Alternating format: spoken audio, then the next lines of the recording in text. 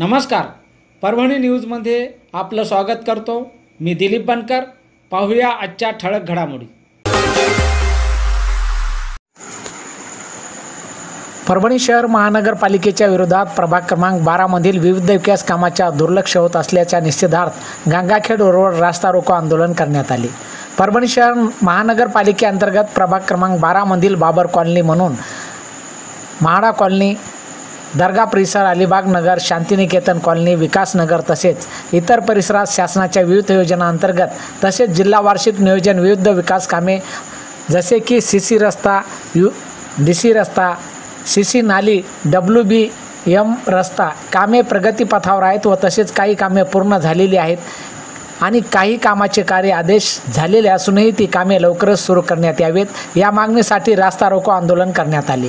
यावेळी येणाऱ्या DPDC मध्ये प्रस्ताव मंजूर करून कामे करण्यात यावी अशी मागणी करण्यात आली आहे। यावेळी बादल भैया मित्रमंडळाचे अध्यक्ष बादल भाई शेख, शेख गफार, शेख युनुस, शेख एजाज, बाबर भाई, बाबू सिंग, शेख सलीम, शेख शाहरुख आदी या आंदोलनात सहभागी होते। करण्यासाठी जमजम तसंच झाला, ते अलिबाग नगर तसंच आहे, पुन्हा ह्याच्यामध्ये बाबर कॉलनी आहे, शांतिनिकेतन, महाडा या सर्व भागामध्ये पाणी घुसत आहे।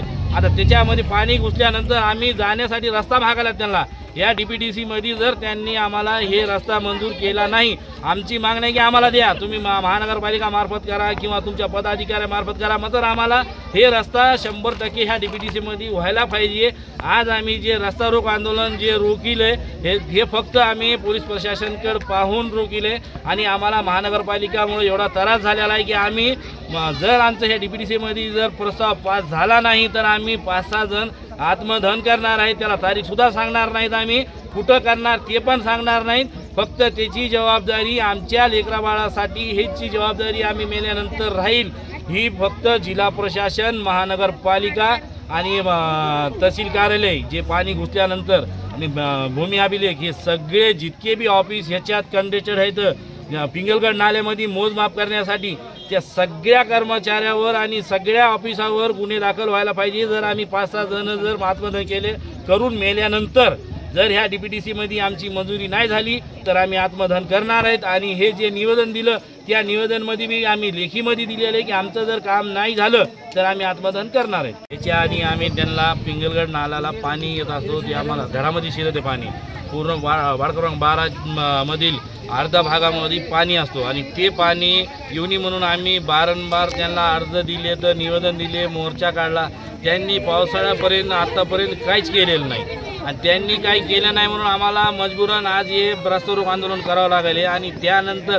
त्यांचं जे आमच्या मागण्या होत्या इस्टेट लाईट, त्यांना आम्ही 4 ते 5 महिन्यापासून सांगायला की सर जर समजा आमच्याकडे पाणी घुसलं तर लेकरबाळं घेऊन आम्हाला बाहेर निघण्यासाठी एक तर रोड नाही, नाली नाही आणि वरी इस्टेट लाईटसुद्धा नाही, कमीत कमी उजेडात तरी आम्ही बाहेर निघताना म्हणून।